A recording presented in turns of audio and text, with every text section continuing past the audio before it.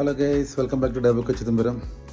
ഇന്നത്തെ ഒരു വീഡിയോ എന്ന് പറഞ്ഞാൽ നമ്മളൊരു ചിത്രരചനയിലൂടെ എങ്ങനെ നമ്മൾ ഡ്രഗ്സ്, ഈ സമൂഹത്തിൽ അതിവ്യാപകമായി കൊണ്ടിരിക്കുന്ന ഡ്രഗ്സിനെ എങ്ങനെ തുടച്ചു നീക്കാമെന്ന് ചിത്രരചനയിലൂടെ നമുക്ക് ജനങ്ങളിലേക്ക് എത്തിക്കുന്നതിന് പറ്റുള്ളൊരു വീഡിയോ ആണ്. അതായത് നമ്മുടെ NCC കഡറ്റുകളായ കുട്ടികൾ സ്കൂൾ തുറക്കുമ്പോൾ അവർ ചെയ്തതാണ് ഇങ്ങനെ ചിത്രരചനയിലൂടെ ഡ്രഗ്സിനെ പറ്റിയുള്ളൊരു അവബോധം കുട്ടികളിലേക്ക് എത്തിക്കാൻ വേണ്ടി ചെയ്ത കുറച്ച് ചിത്രങ്ങളാണ് കാണിക്കുന്നത്. അപ്പോൾ അത് എൻ്റെ മോൾ അതിൽ പങ്കെടുത്തതുകൊണ്ടാണ് ഞാൻ നിങ്ങളിലേക്ക് ഇത് കാണിക്കാമെന്ന് വെച്ചത്. നേരെ വീഡിയോയിലേക്ക് പോകാം. ചിത്രരചന ഒരു വ്യക്തിയുടെ കൈകൾ ഉപയോഗിച്ച് പ്രതലങ്ങളിൽ രൂപങ്ങളും ചിത്രങ്ങളും നിർമ്മിക്കാനുള്ള കഴിവിനെയാണ് സൂചിപ്പിക്കുന്നത്. ഇത് ഒരു വ്യക്തിയുടെ നിരീക്ഷണ പാടവം, സർഗാത്മകത, സൂക്ഷ്മമായ ചലനങ്ങൾ എന്നിവയെ ആശ്രയിച്ചിരിക്കുന്നു. ജന്മനാ ലഭിക്കുന്ന ഒരു കഴിവായിരിക്കാം ഇത്, അല്ലെങ്കിൽ നിരന്തരമായ പരിശീലനത്തിലൂടെയും പഠനത്തിലൂടെയും വികസിപ്പിച്ചെടുക്കാവുന്ന ഒന്നാണ്. വരയ്ക്കാൻ കഴിവുള്ള ഒരാൾക്ക് അവരുടെ ഭാവനകളെയും ആശയങ്ങളെയും ദൃശ്യപരമായി പ്രകടിപ്പിക്കാൻ സാധിക്കും.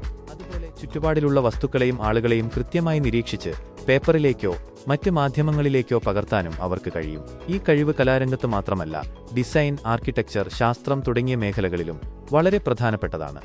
മയക്കുമരുന്നിന്റെ ദൂഷ്യവശങ്ങളെക്കുറിച്ചും അവയുടെ ഉപയോഗം വരുത്തിവെക്കുന്ന വിപത്തുകളെക്കുറിച്ചുമുള്ള വിവരങ്ങൾ ചിത്രങ്ങളിലൂടെ അവതരിപ്പിക്കുന്നത് വളരെ ഫലപ്രദമായ ഒരു ആശയവിനിമയ മാർഗമാണ്.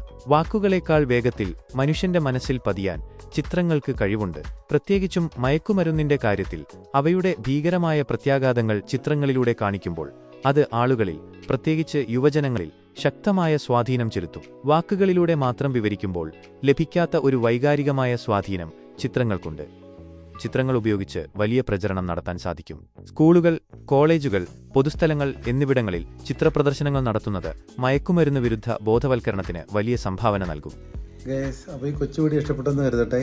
വീഡിയോ ഇഷ്ടപ്പെട്ട എല്ലാവരും ഒന്ന് ലൈക്ക് ചെയ്യുക, ഫോളോ ചെയ്യുക, സപ്പോർട്ട് ചെയ്യുക. പിന്നെ ഒരു കാര്യം മറക്കണ്ട, ഈ ഡ്രഗ്സിനെ പറ്റി നമ്മുടെ എല്ലാ കുട്ടികളിലേക്കും നല്ലൊരു അവബോധം എത്തിക്കുക.